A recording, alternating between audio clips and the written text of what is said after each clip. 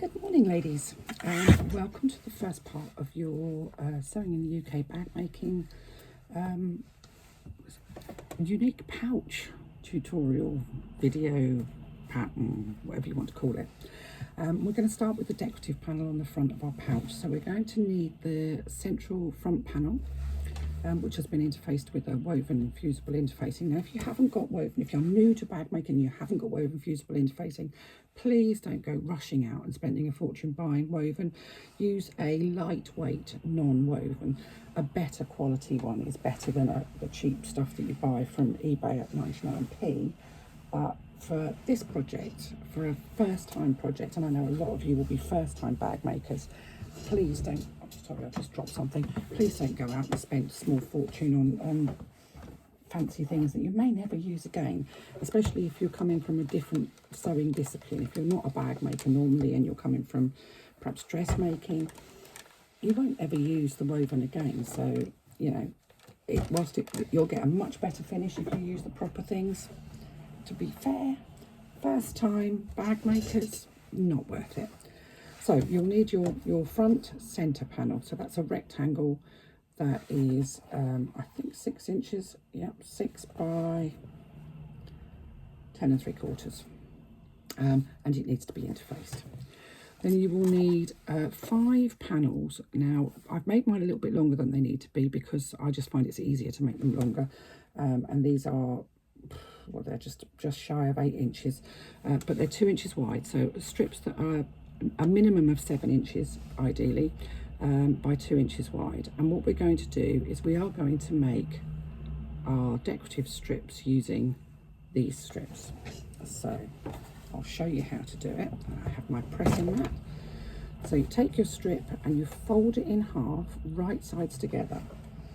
Now, wrong sides together, so that the pretty side of the fabric is on the outside. And you're going to press it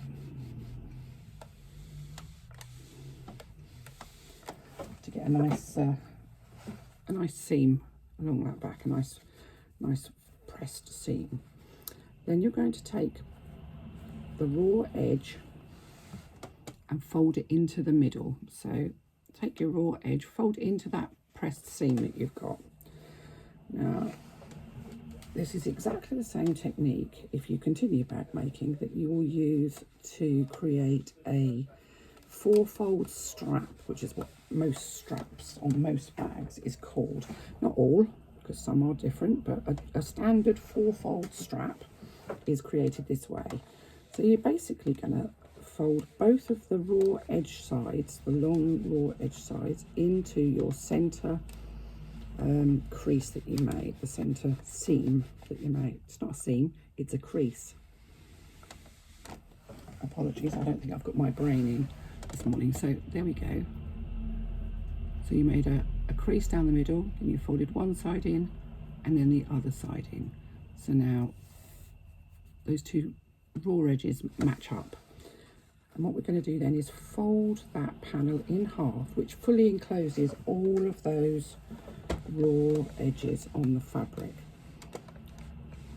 and press it again.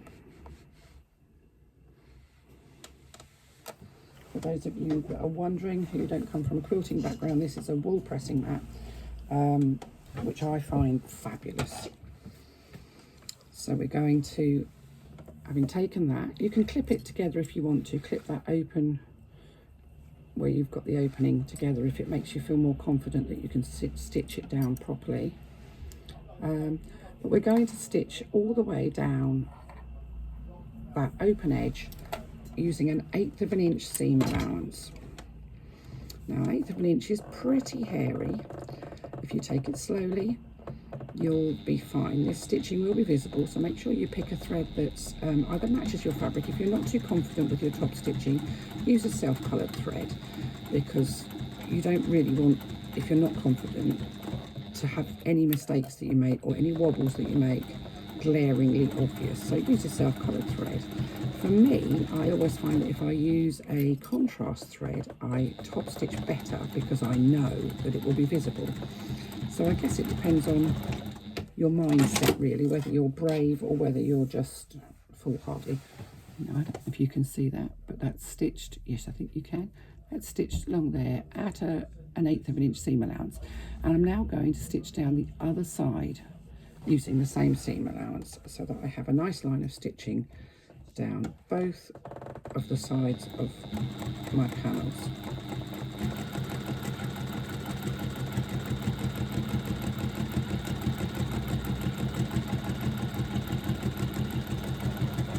Now I'm sewing on a Juki TL98P sewing machine. It's not an industrial sewing machine. It is a good quality straight stitch only machine designed for quilting. And the only reason it's designed for quilting is because it's got a really big throat space. So you can get your quilt through the middle. Don't worry about all the duct tape on the back there. That is nothing to do with the machine particularly. I have a magnetic light that doesn't attach to the body because the body, although it's metal, is aluminium and not magnetic. So I've got a large metal washer stuck to the back of the machine to put my magnetic light on. So I'm just going to repeat that for all 5 of your decorative strips. Now, if you wanted to do more than 5, you could do.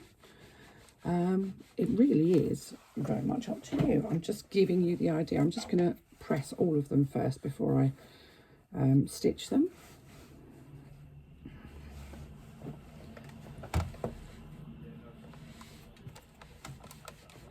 But you're just repeating the same thing over and over and over again. So I'm pushing those raw sides into the center where I made my original crease.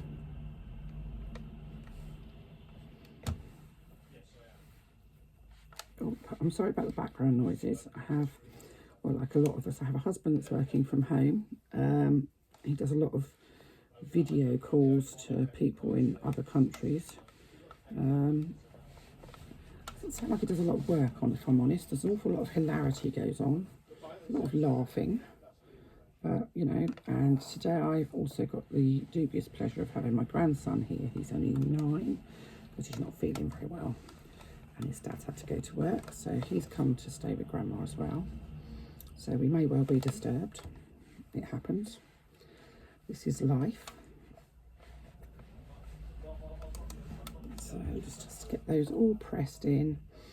If your fabric that you're using is really flimsy, so it's a sort of a, if you've perhaps salvaged it from a piece of clothing, so it might be dress weight cotton or sort of like poplin stuff, and you think it feels a bit flimsy, you can always spray a little bit of spray starch onto it, just to give it a bit more oomph. So there we go, I've made all my folds. I'm just going to fold that one in half, and I'm going to do my top stitching on all of the remaining parts, and then I'll show you what we do with them.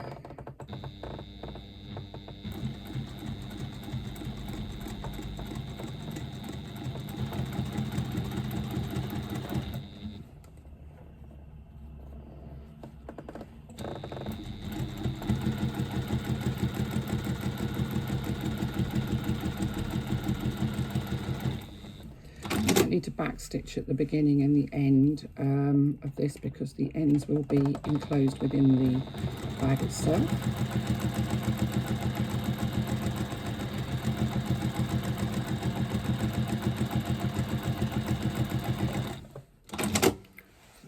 Sorry, that big bang is because my machine has a thread cutter. It sounds quite loud on the videos. Mind you, so does my machine sound quite loud on the videos.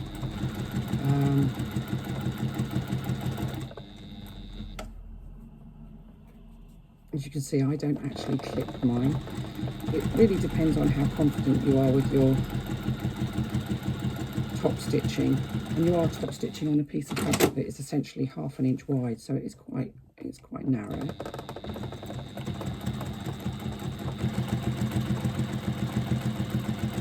Top stitching in a straight line is something that people find quite difficult. And there are several things you can do to help yourself with that. Now, I often will use, depending on what seam allowance I'm using, the edge of my presser foot as my guide. Most needle plates have markings on them, but to keep me straight, I will often use my fingers. So I'll put my fingers one either side of the fabric and let the fabric feed through.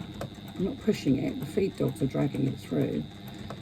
Feed through my fingers so that I know that it's going through straight, and if it goes through straight, then I know that my top stitching is straight. So literally one finger either side.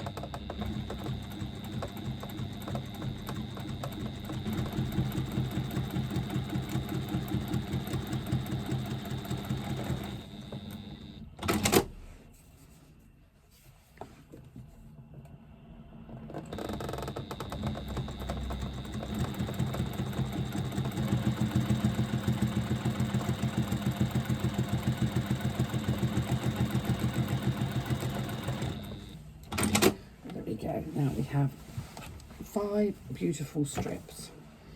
Like I say, if you want to put more, then please do feel free to put more. That's not a problem. Right, so I'm just going to give my little strips a press to make sure they're all beautiful and ready for the next step. Don't ever be afraid to press things. Obviously, if you're using faux leather, then that's not going to work. But I used to think that pressing was one of those things that didn't really need doing, that you don't need to be constantly pressing. However, I have revised that opinion over the years because I actually think you do. And I think the finished result, if you press, is always a lot better.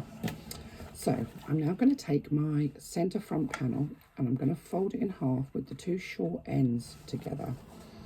I'm going to finger press down the centre. Once I've done that, I'm going to take my chalk marker and my ruler and I'm going to just, because this is quite dark, it's difficult for you to see. Helps if you take the top off the chalk marker though. Just make a mark down the centre so that you can see where I'm at. So there we go. I'm going to take one of my strips and I'm going to position it directly over that central line.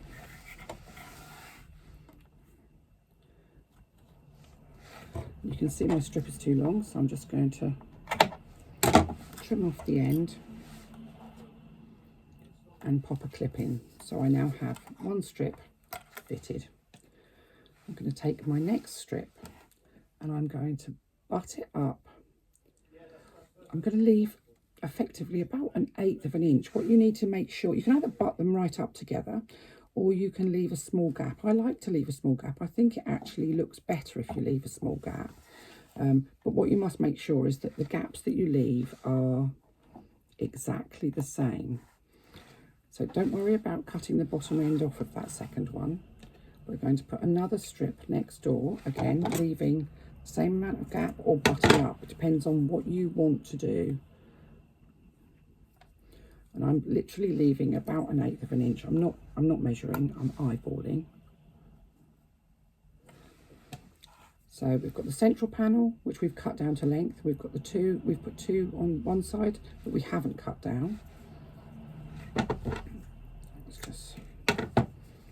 And then I'm going to put 2 more on the other side of that central panel, again leaving just 1/8 of an inch gap.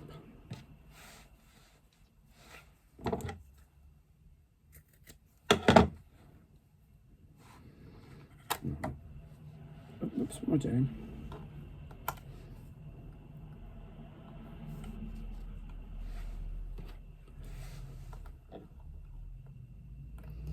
If you wanted to put more strips on, you can do. I think less is more sometimes. So having got those all attached, and you can see it's only the top ends that I've attached, I'm just going to stitch across the top to secure those strips in place. And I'm doing that at 1/8 of an inch seam allowance. So I'm not this stitching won't be shown, so I can literally use a basting stitch, which is a large stitch on my machine. It just kind of secures each strip in place. So just hold with your awl to make sure that they don't move as you stitch.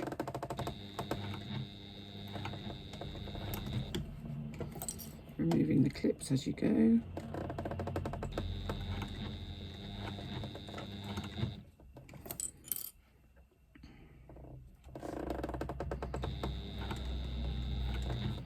I'm a great fan of using an awl or a stiletto. You so often hear about people stitching through their finger. I have to say, in 10 years, I've never once done it. And I don't intend to do it the first time when I'm on video, so, because I am inclined to swear, and I would. So we've attached our strips at the top. Now you can move those two outside ones on either side out of the way and just attach your central one at the bottom as well. We cut that to the right length.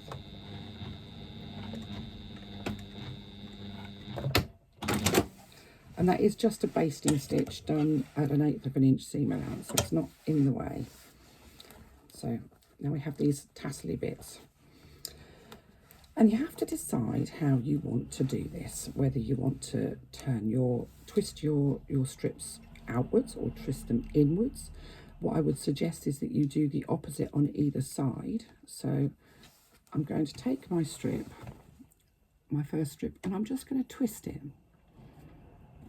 and position it at the bottom so that it's just, again, I'm going for 1/8 of an inch apart, and I can trim off that bottom bit now that I know how long it's going to be, needs to be. So the length really does depend on the thickness of your fabric. I'm going to take the next strip along and I'm going to twist it the same direction as the one that I've just done. Make sure that the bottom is 1/8 of an inch away from the previous one. Trim off the excess. And then on the other side of my central one, I'm going to twist my fabrics the other way so that we've got the opposite effect on the opposite side.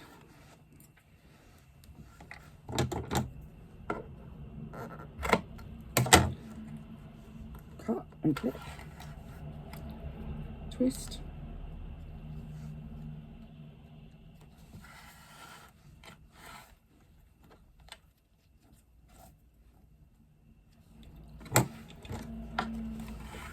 let's just cut and clip, and then I'm just going to stitch across the bottom to hold those in place. Now you can see that we've got a twisting thing going on.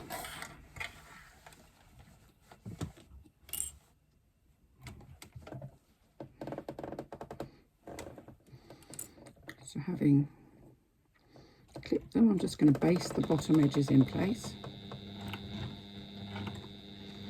I can go straight back over that central one, it won't matter.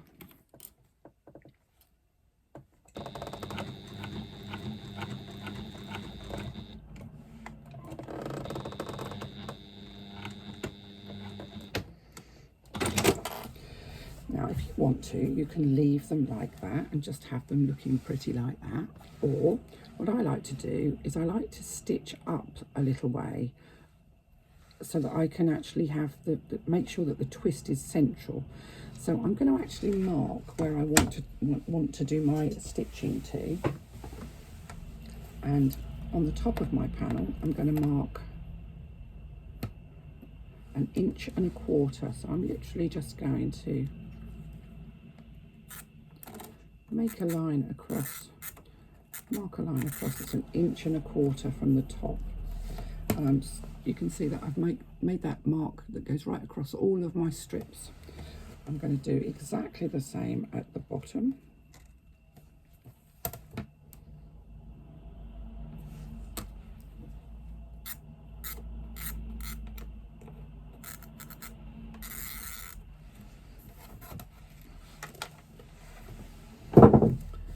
And what I'm going to do is I am going to stitch on each of these pieces from the top down to that line, across and back up again, but I'm going to stitch 1/8 of an inch inside of my existing top stitching.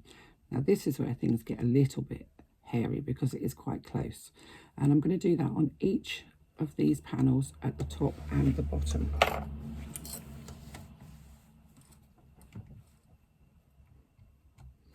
Making sure that they sit nice and straight. Take your time with this. There's no point in rushing it. If you've just used a basting stitch, so make sure you turn your stitch length back down, otherwise you're going to have whacking grade stitches.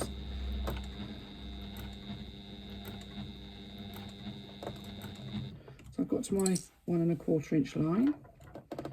I'm just going to, with my needle in pivot, come across. I can afford to move some of those clips out of the way.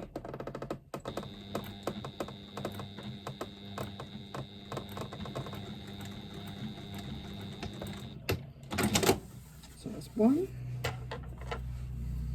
I'm just going to carry on and do all of the others, top and bottom.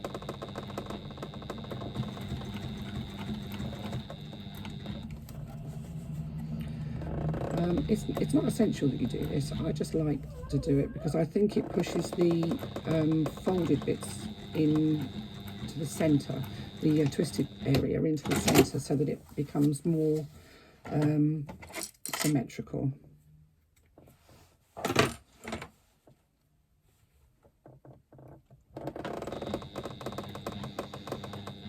If you wanted to just add all of these strips twisted, you could do.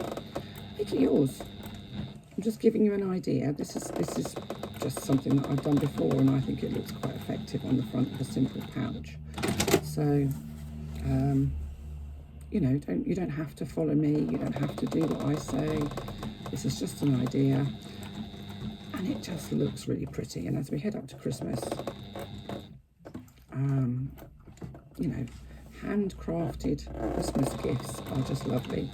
You could fill it with smellies, sweeties, some sewing supplies for your sewing buddies, whatever you want really. It's a nice size little pouch, and it's just a bit different because it's got this pretty decoration on the front. So that's the top stitching on all of the top ones. I'm just going to trim away my excess threads there because that drives me nuts. I hate threads. And then I'm going to do the same on the bottom.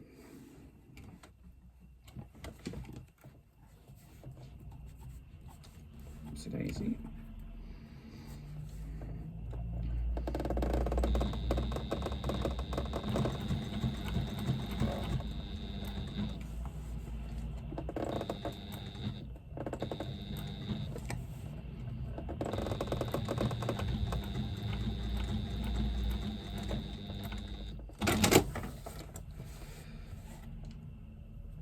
It's just a little bit of extra stitching that makes the whole thing seem more defined.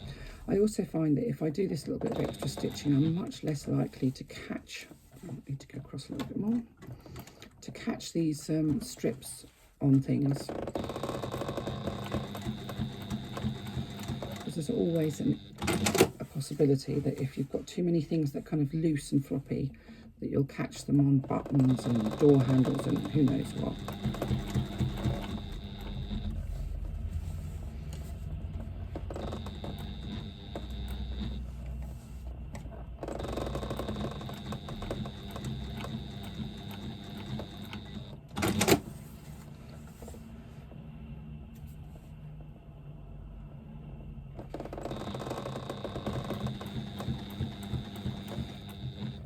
Do this last one so I can show you the final panel, and then I'll stop the video because we'll come back to look at how we construct our front panel. Oh, and it looks like I've run out of bobbin thread. Stitching away with nothing going on. Oh, no, I haven't. clearly I've just not pulled it through.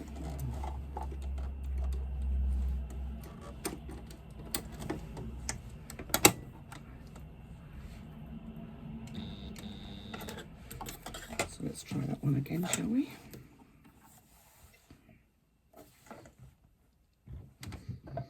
How many of us do that? You're happily in the zone, doing what you're doing, and you realise you've been sewing for the last 20 minutes with no bobbin thread. If you say, anybody that says that that never happens to them is not a sewer. So I'm just going to finish this last one, and it would appear I have a visitor again. Yes, Freddie. Yes, I can charge it. 2 seconds. Away you go then. Yes, Freddie, go and help yourself, love. Sorry, ladies, being disturbed again.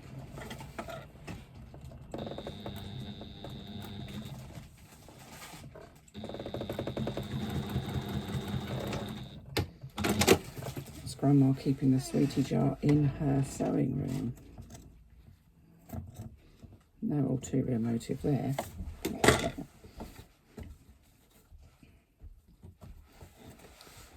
And there we have it. And it gives you a sort of a 3D effect. So what I'm going to do is I'm going to head off. I'm going to go and grab the other pieces to make the front panel, and then I'll be back to show you how to do that.